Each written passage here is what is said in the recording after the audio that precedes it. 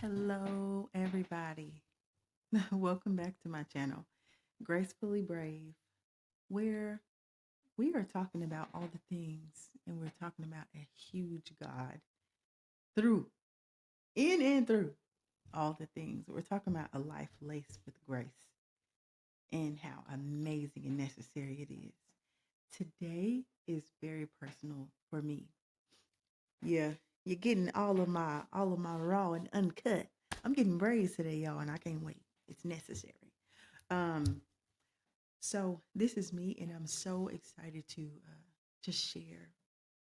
I know for sure, Revelation 12:11 says we overcome by the blood of the Lamb, by the blood of the Lamb, and the word of our testimony. I am going to share with you what life has been, what it's looked like, um, some of my very raw and uncut, unfiltered story, and how how God showed up. If you see me cry while I'm telling my story, I want you to know that it's because God has been huge and He has healed me. He has restored me. He has taken me from the pit. He met me there. I was not alone there. I got really, really, really, really, really low, but I was never alone in those low places. God met me every single time. And today, I want to encourage someone. Um, you're not alone in your story, where you are, where you have been, and where you're headed, who you are becoming consistently. God is right there with us, and I'm going to take you from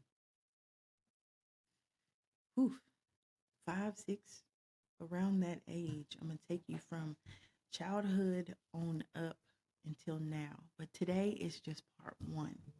So I pray that you are you are open to hearing what my story is. As I said, this is part one, so we got a ways to go. And I hope that you tune in for each part because all of it is a part of um, what helped me become, what helped me learn.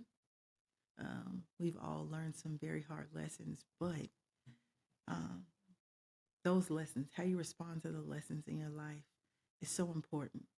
And the lack of response, the healthy responses, I should say. I had to learn healthier responses to the lessons that I was. Some was self inflicted, and some things just happened to me that affected me in ways I was not even close to being clear enough as to how I needed to deal with those things. But God, right? So I'm going to tell you a little bit about me. Growing up in a Christian home, growing up has been very spiritual based, spiritually grounded home. I believe that um, I experienced a family who showed grace, showed unconditional love to uh, all people. God's love is infinite and it's unconditional, and um, show grace. Honestly, we show grace in some ways, sometimes to a fault. I think that we all have done that at some point in our lives, and we all do that in certain instances and moments of our lives. So, growing up in the church, having people stay with us, be around us, I experienced some beautiful times. I believe that I got baptized at 8 or 9. First time I was baptized, and then I was baptized again in my 20s, um, or even 30s. I don't know. Either way, when I understood it in a different way, it took root in a different way. I made another vow to God, recommitted life, and after experiencing so many things, um, I recommitted my life to God in a different way. But we'll get there. I'm skipping way, way, way ahead. So I'm back on that, back to where I was. So, um, as a child, I loved really, really hard. I always have. I love God so much as a kid. I was that kid that was having dreams in elementary school of different things. And I mean, later on, I'll talk about it, but I know my dreams about my dad passing started when I was in the second or third grade. Um, that was tough for me, but those dreams went on until a month before he passed. And we'll talk about that later on. As a child, I learned what family was. I was huge being around family. Um, I never wanted our family to not be close. I never wanted to be a part of my family not being close because I said something or opened up about something that I experienced personally. So as a child, I was holding in a lot of things. I learned to get quiet, and I also learned to emotionally eat whenever I was a kid, because there were a lot of things that I just didn't feel comfortable expressing, just not knowing what the response would be. Naturally, I found out that I would only be met with protection and unconditional love from my family. Um, but I had to learn something hard about friends with this story that I am going to share. Amazing childhood. Grew up working with my mom in the salon. I often say that she was my we had a work relationship. We built our relationship in the salon, and I was close to her. We counted so much money, and beyond the money part, she is the reason I wanted to do hair because I saw that it was more than just hair for her, and I saw her pouring into women. I saw people leave out, lives changed, hair changed, just a different kind of confidence. And I knew I wanted to do that same thing. I wanted to give that same thing to someone or as many people as possible. My dad sang, and he traveled in ministry, and I ended up doing the same thing. And I still to this day love that. So doing hair, makeup, and ministry is a huge part of who I am. Um, Also developed a heavy love for interior design. From my mom, we watched HGTV, and she had all the home magazines. I don't know how many subscriptions she had. She had, but we can ask her that, and then I'll come back and tell you what her answer was because we had better homes. No, I'm not gonna go down the list, but we had a lot of home magazines. I'm 100% into it. If I didn't do hair full time, I would absolutely be an interior designer for sure. Um, in the midst of all this beauty and loving on God, developing a relationship with God, so young, developing a love for worship, so young. In the middle of all this, I was experiencing being molested by um, cousins, and as huge as my family is, and as close as my family is, we would play games and it would be fun. But it's like this game that we call undercover or whatever, under the cover, undercover, any something like that along those lines. We play this game, and every time my big cousin would find me, but it was extremely inappropriate. And I learned then that I couldn't say anything because he told me straight up, if you say anything, something bad is going to happen to you. And I didn't know what that looked like. You know, you don't really know what that looks like in the second grade, first, second grade. You don't know what that looks like fully, right? So you're trying to figure out what that looks like. And even before the second grade, you don't really know what that means and what could happen to you and what could happen to the family. I didn't say anything because I didn't, then I took the burden on of not wanting to break up the family by saying something that was happening negatively to me. Now, I want whoever could be watching this, I want you to know something. You speaking up about how you feel and what you're going through, um, the people closest to you, if you lose them because you are honest about how you're being hurt, betrayed, handled inappropriately, whether it's blood family or people that's like family or friends, if you lose them because you were honest about something that was happening to you, maybe the disconnection is healthy for you.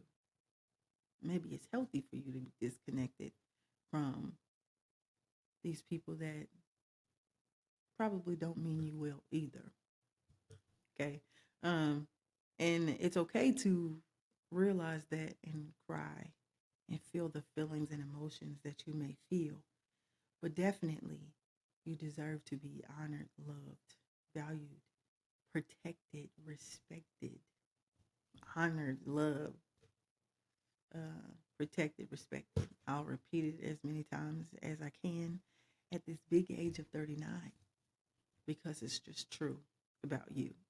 So let that be a gentle reminder in the beginning of this telling of my story. Um, Outside of that, there was an uncle that would frequently, the cousins, um, if you were, let me backtrack.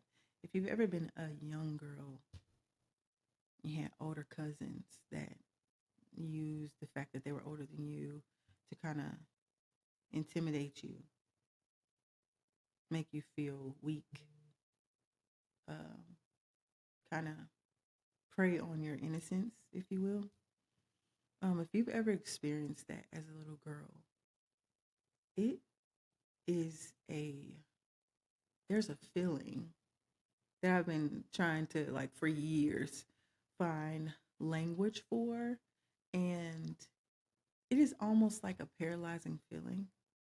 It makes you feel like you can't say anything, you can't scream, you can't, like, it's almost like gripping with fear. Um, you feel like you just have to obey uh, in the moment because you don't know what that bad thing is or what the response could be in a negative way. I could feel God's protection in the middle of not feeling protected at all and made excuses for not feeling as protected as I should have been during that time. I've forgiven because it was a taunting thing that they would do, um, kind of say, uh, this person's not coming to check for you. They don't care about what's happening to you. Yeah, we're holding you down. You can't do anything, um, kind of thing. And it was absolutely devastating that in that moment, it felt like what they were saying was 100% true. Nobody came to check. Nobody wondered, hey, why are they back there so long? Or why haven't they come back in the room? I think that, not I think, I know. That was the beginning of me making excuses for people not being protective of me. I was very protective and kind of had a lot of people's back. I didn't do everything right naturally. I'm also a human being. Um, but with every cause, there's an effect. And the cause and effect of this put something in my mind that said, even if you're being abused, just wait for the moments where you feel a little ounce of love. Wait for the moments where, just for a moment, just for a second, there are some There's some peace right there.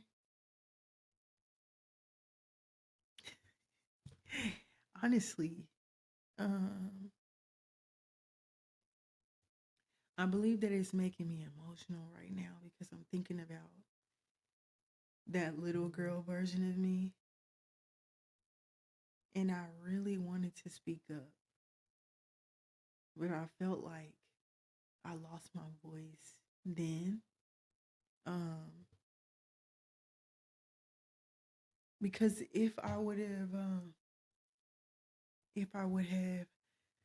said what I needed to say, then the closeness of our family would have changed immediately, especially with a dad like Byron Davis.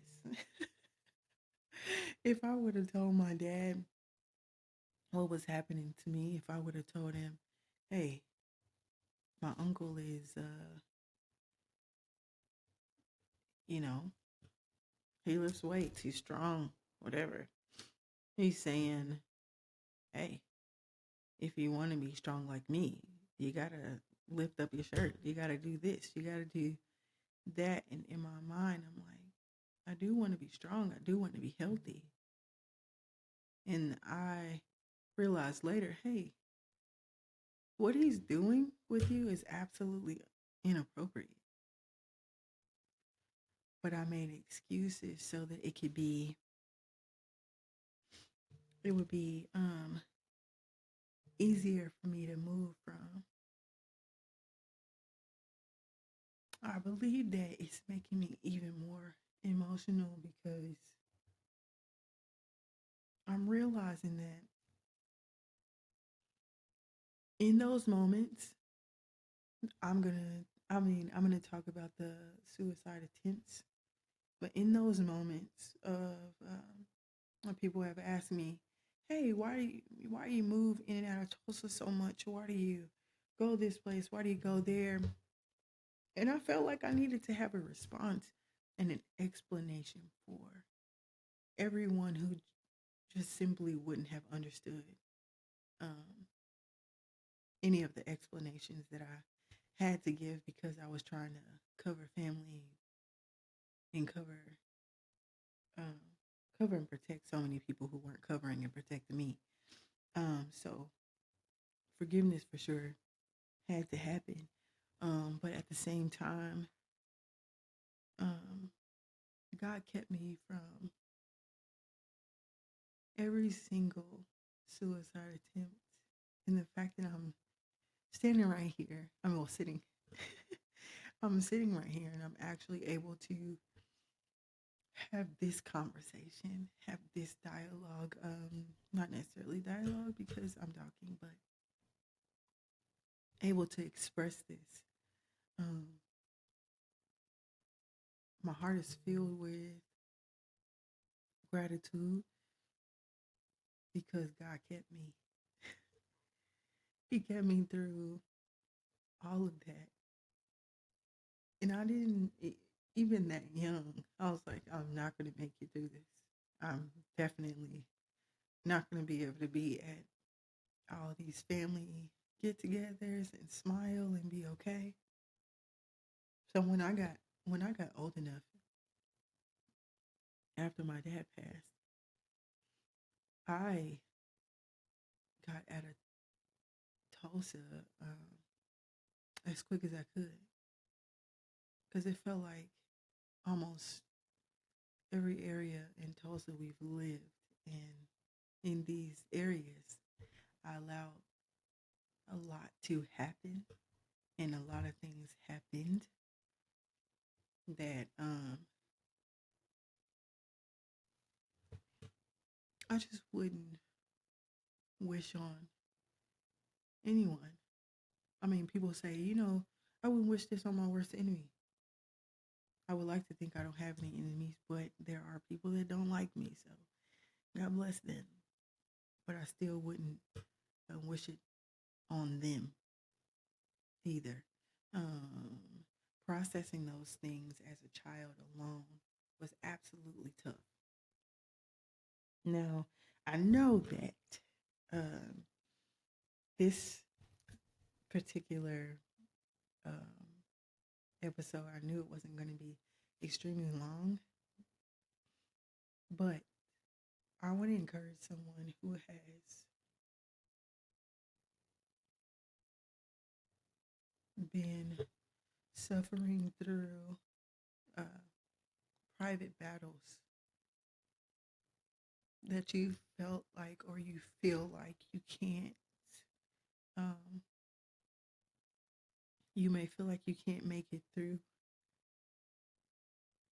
I want to I want to encourage you with the simple fact that you absolutely can. You can make it not only through um, any abuse or disappointment,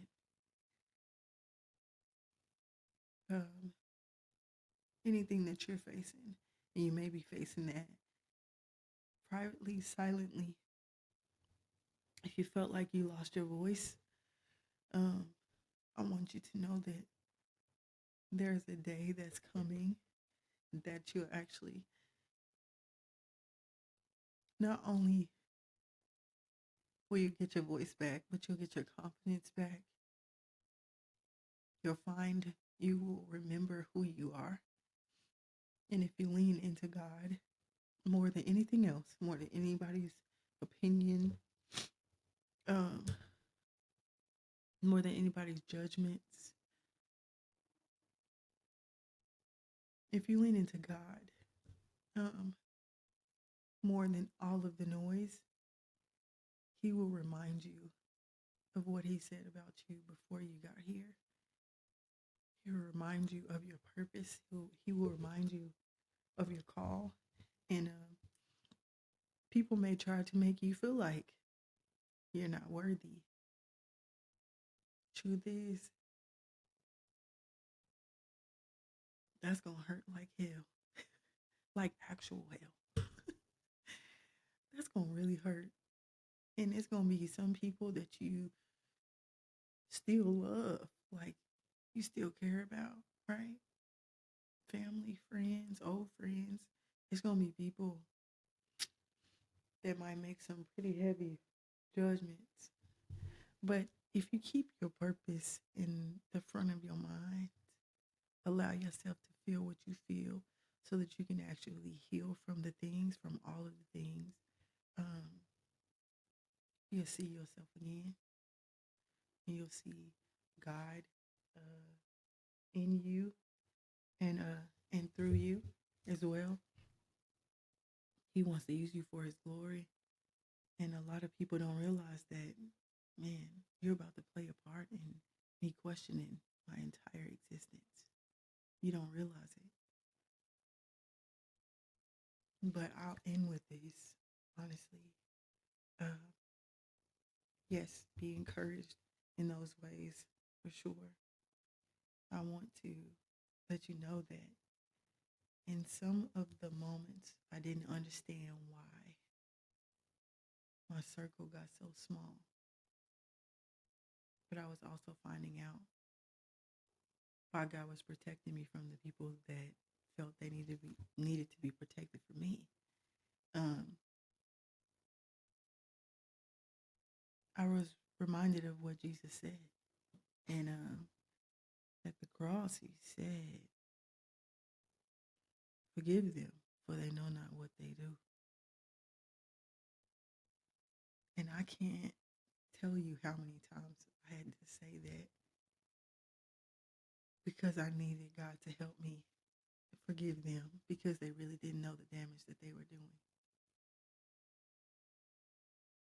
God has um, been rebuilding me through these years. In the times that I did move away from my hometown in my younger years, it went from basically, it was so hard for me to even drive down certain streets to now I can go wherever I want to go in my hometown and feel nothing but God's peace because I allowed restoration to take place, and he allowed and provided ways of escape in different moments where it just was not safe for me.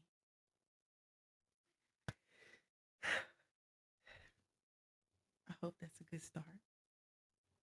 I love y'all so much, and I pray that this blesses somebody and it helps free somebody from bondage. I hope it frees somebody from a prison that is making them feel like they can't ever talk, they can't ever share, and that their story is locked up in a box that's controlled by somebody that thinks that they control everything and then some. You are free because God said so. Prayerfully, you're in agreement with that. I love y'all, and I can't wait to share more. Part two is coming in a few weeks. I hope you're prepared. It gets a little bit heavier, but it gets a lot better. I love you.